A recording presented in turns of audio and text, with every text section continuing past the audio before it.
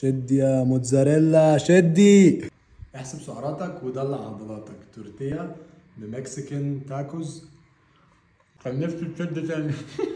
اول حاجه نجيب صدرين فراخ، ننزل عليهم بشويه بصل باودر، بعد كده توم باودر، وبعدين بابريكا. في البابريكا شويه عشان تغير لونه. اخر حاجه ننزل عليهم بفلفل وملح، بعدين نحط عليه شويه. بعد كده نجيب فلفل الوان، فلفل اخضر، وبصل، ونقطع البصل. بعد كده نرش بقى سبراي على الطاسه عشان ما تلزقش. بعد كده ننزل بصدور الفراخ. مرة تانية هوبا. بعد كده نجيب الخضار اللي احنا قطعناه ننزله. هوبا يا رب مفيش حاجه تتقلب بره. بعد كده ننزل بنفس البهارات اللي احنا حطيناها على الفراخ. بعد كده ننزل بصوص الطماطم على الخضار، شويه ميه صغيرين.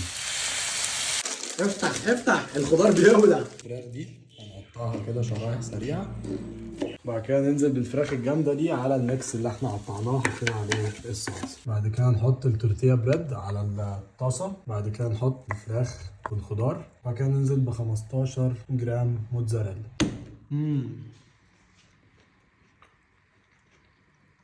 البروتين فيها عالي قوي. الموتزاريلا مع التوميتو صوص جامده قوي، جربوها. سلام.